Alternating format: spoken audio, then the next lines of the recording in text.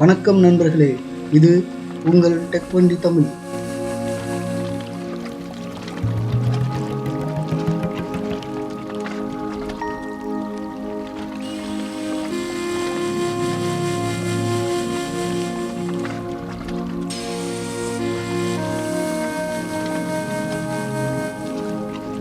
இன்னைக்கு நாம ராமேஸ்வரத்து பக்கத்துல இருக்கும் மிகவும் குறைவாகவே மக்கள் அறிந்திருக்கும் ஒரு அற்புதமான இடமான குருசடை தீவுக்கு தான் போக போறோம். இது மன்னார் வளைகுடா கடல் தேசிய பூங்காவில் உள்ள 21 தீவுகளில் இதுவும் ஒன்றாகும். இந்த தீவுக்கு நாம எப்படி வர்றதுன்னு பார்க்கலாம். நீங்க தமிழ்நாட்டில் எங்கே இருந்தாலும் ஃபர்ஸ்ட் மண்டபம் கேம்ப் வந்துருங்க. அங்கே இருந்து ஆட்டோ இல்லை காரில் தான் போக முடியும். அங்கே இருந்து நம்மளோட பாம்பன் பாலம், புதிய ரயில்வே தூக்கு பாலத்தை பார்த்துக்கிட்டே வந்தீங்கன்னா அக்கால் மடம் அப்படின்னு ஒரு ஊர் வரும். அங்கே ரைட் சைடு திரும்பினா சுவாமி விவேகானந்தர் நினைவு மண்டபம் அப்படின்னு ஒரு ஆர்ச் வரும். அதில் போனால் ஒரு 3 கிலோமீட்டரில் அங்கே ரீச் ஆகிடலாம்.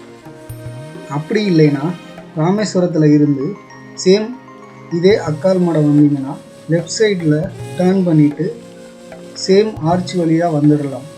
முக்கியமான ஒரு விஷயம் என்னென்னா, இங்கே எந்த கடையும் இருக்காது.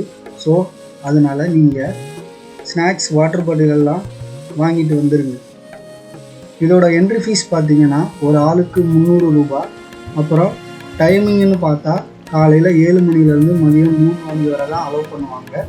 கடல் சீற்றமாக இருந்தால் போட் க்ளோஸ் பண்ணிடுவாங்க. ஸோ நம்ம லக்கை பொறுத்து தான் பார்க்க முடியும். ஒன்ஸ் நீங்கள் இங்கே ரீச் ஆகிட்டா உங்கள் காரை பார்க்கிங்கில் போட்டு டிக்கெட் கவுண்டர் வந்துடுங்க. அங்கே உங்களோட நேம் அண்ட் மொபைல் நம்பர் வாங்கிப்பாங்க. இது எதுக்குன்னா, இங்கே 2 போட்டு தான் இருக்கும். ஒரு போட்டில் 25 மெம்பர்ஸ் தான் போக முடியும். அதனால் 25 மெம்பர் வந்த உடனே உங்களுக்கு கால் பண்ணுவாங்க. அப்புறம் நீங்கள் டிக்கெட் எடுத்துகிட்டு உங்களை கூட்டிகிட்டு போயிடுவாங்க. அது வரைக்கும் நாம் இங்கே இருக்கிற விவேகானந்தர் நினைவு மண்டபத்தை சுற்றி பார்க்கலாம். அப்புறம் அதுக்கு பக்கத்துலேயே ஒரு மியூசியம் இருக்குது. அங்கே அந்த கடலில் இருக்கிற டால்ஃபின், நண்டு, மீன்கள், பவளப்பாறைகள், கடல் பசு எல்லாம் அங்கே காட்சிப்படுத்தி வச்சுருப்பாங்க. இங்கே உங்கள் குழந்தைகளுக்கு ரொம்பவே என்ஜாய் பண்ணி பார்ப்பாங்க. அதெல்லாம் சுற்றி பார்க்கும் போதே உங்களுக்கு ஃபோன் வந்துடும். அப்புறம் நம்ம அப்படியே போட்டில் ஏற வேண்டியதுதான்.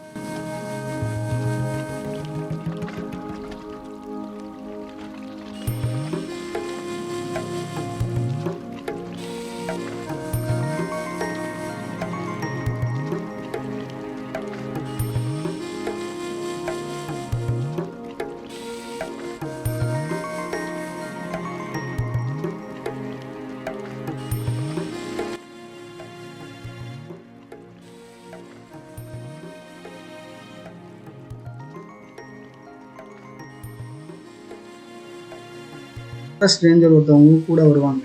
ஏன்னா ஃபாரஸ்ட் கண்ட்ரோலில் இருக்கிற ஒரு தீவு. இங்கே இருக்கிற 21 தீவில் இந்த ஒரு தீவுக்கு மட்டும்தான் அலோவ் பண்ணுவாங்க. நம்மளை அங்கேருந்து அப்படியே கூட்டிகிட்டு போய் குருசடை தீவில் இறக்கி விட்டுருவாங்க. அங்கே நம்ம கூட வந்த கைடு நமக்கு அங்கே உள்ள பவளப்பாறைகள், அங்கே இருக்கிற மீன்கள், டால்ஃபின்கள், மிதக்கும் கற்கள் பற்றியெல்லாம் எக்ஸ்பிளைன் பண்ணுவாங்க.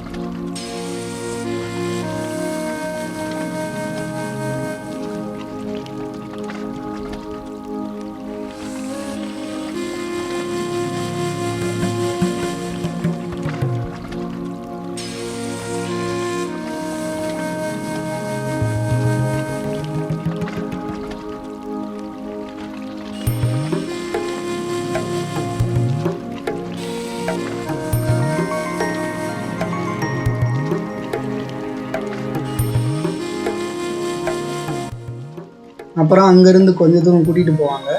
அங்கே ஒரு வெள்ளைக்காரங்க கட்டின ஒரு பழைய பில்டிங் இருந்துச்சு. அங்கே கடல் பசு, டால்ஃபினோட எலும்புக்கூடுகள் எல்லாம் பதப்படுத்தி வச்சுருந்தாங்க. அதையெல்லாம் எக்ஸ்பிளைன் பண்ணுவாங்க. அப்புறம் அது கூடவே அரிய வகை உயிரினம், நண்டு, வித்தியாசமான மீன் வகைகள் எல்லாம் ஒரு பாட்டிலில் பதப்படுத்தி வச்சுருந்தாங்க. இதையெல்லாம் பார்க்க ரொம்ப அழகாகவே இருந்துச்சு.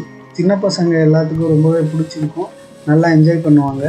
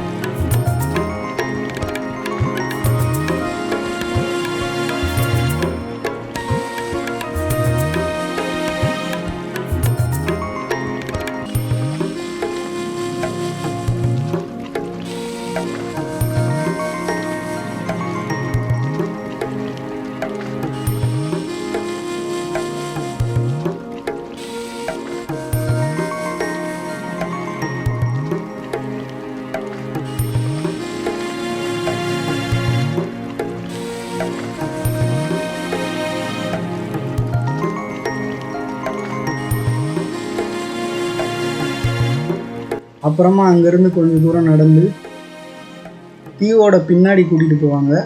அங்கே கடல் ப்ளூ கலரில் பார்க்கவே ரொம்ப அழகாக இருந்துச்சு. அங்கே தான் நமக்கு லக் இருந்தால் டால்ஃபின்கள் எல்லாம் டைவ் அடிக்கிறத பார்க்கலாம்னு சொல்கிறாங்க.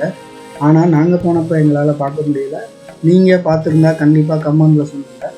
இங்கே போகிறதுக்கு பெஸ்ட்டு மந்த்துன்னு பார்த்தீங்கன்னா மார்ச் மற்றும் ஏப்ரல் தான். அந்த டைமில் தான் கடல் ரொம்பவே தெளிவாக இருக்குமா, நிறைய பவளப்பாறைகள் தெரியும்னு சொல்கிறாங்க. ஸோ முக்கியமான விஷயம் என்னென்னா, நீங்கள் காலையிலே வந்துடுங்க. அப்போ தான் அங்கே இருக்கிற கடலின் ஓசை, பசுமையான பனிக்காற்று அப்படின்னு எல்லாத்தையுமே அனுபவிக்க முடியும். நம்ம தமிழ்நாட்டில் இப்படி சில மறைந்திருக்கும் இயற்கை இடங்கள் இன்னும் நிறைய இருக்குது. அவைகளை நாம் அனைவரும் கண்டிப்பாக பாதுகாக்கணும். உங்களுக்கு இந்த வீடியோ பிடிச்சிருந்துச்சுன்னா லைக், ஷேர், சப்ஸ்கிரைப் பண்ணுங்கள்.